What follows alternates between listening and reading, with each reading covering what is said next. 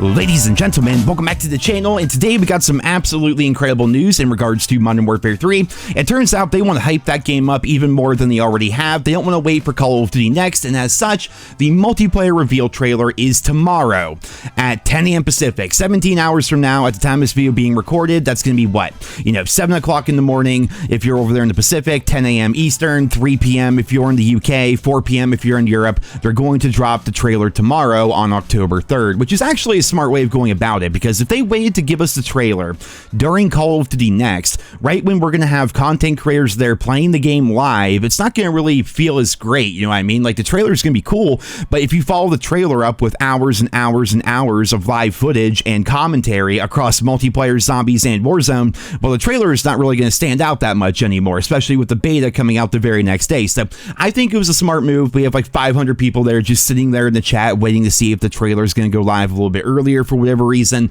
But yeah, the multiplayer trailer does come out tomorrow, so of course stay tuned for that. I will be making a video. Speaking of trailers, we got a brand new one here today in regards to a new system that's not really all that new, called Aftermarket parts within Modern Warfare 3. Well, what are Aftermarket parts, you may be wondering? Well, these are going to be new attachments for certain weapons within Modern Warfare 3 that are going to change how the weapon performs, very similar to operator mods back in Black Ops 4. These Aftermarket parts will only be available on certain weapons. Once you get your gun to max level, new challenges will then appear for you to unlock the Aftermarket parts, which are basically just conversion kits. So the examples they gave us, we have this big old LMG here. Once you level that LMG up to max, you then get a challenge to get 25 kills while hip firing or while using the new tac stance feature in Modern Warfare 3.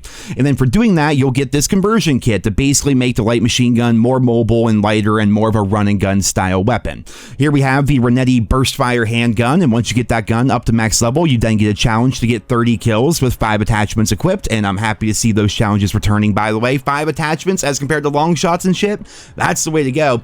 But after you get your 30 kills, you'll then unlock the carbine kit, which will basically take the burst fire pistol and make it a full auto pistol with better handling and range and things like that, more similar to a submachine gun. Next up, they gave us the WSP here. Once you get that to max level, you then have to do a weekly challenge during the preseason of Modern Warfare 3, and if you do that, you're going to get the akimbo brace stocks, which basically just makes the gun akimbo. I don't see what's so special about making it akimbo. Like, akimbo's kind of just been an attachment for a lot of things in Modern Warfare 2, but they're making that one of these aftermarket parts, one of these conversion kits that we're going to have. And again, it's very similar to operator mods back in Black Ops 4. Just as a quick refresher for those of you who maybe don't remember or didn't really play Black Ops 4, I believe you had to actually get the gun to max level to even unlock the operator mod, and operator mods would do different things, right? It would take up a number of points on your pick 10 system, and it would change how your weapon performed. Like, the swordfish here would have more shots in its burst. The cordate, instead of having to reload, would work on like a overheating system. The SOG 9mm here would just become akimbo, similar to that WSP that we're going to have in Modern Warfare 3.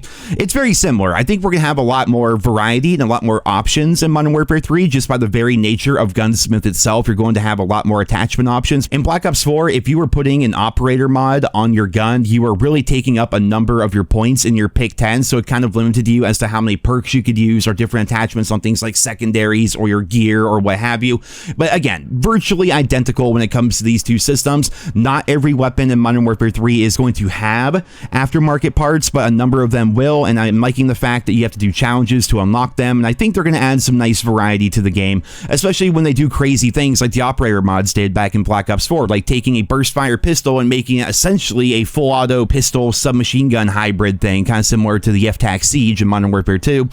That stuff's pretty cool to me, so I'm excited to see what other features they may have. They also mentioned today that the Gunsmith is going to be a bit more streamlined. Like, for example, in Modern Warfare 3, if you unlock the Merc foregrip for your submachine gun, and then you want to use that same Merc foregrip on your shotgun, well, you can just do that. If both guns share an attachment, even if they're across different categories, even if they're across different platforms, if the same attachment is there, and you unlock it for one gun, you unlock it for all the guns that also use that same Merc foregrip, or the, what's it called, the Castle Comp barrel or whatever in Modern Warfare 2 that everyone uses. If you unlock that for one gun, you instantly get it for all the other guns. That sounds cool. And one final thing here, they're throwing a little bit of shade at Infinity Ward. Sledgehammer Games put this on Twitter today. They're like, please tell me the movement is better. And they say, you know, the movement is better, basically saying their movement is better than that of Infinity Ward. Love to see that. But also, they announced via their blog post that one-times optics, like picture your red dot sights, like your traditional sights that most people use in COD, traditional red dots and whatnot.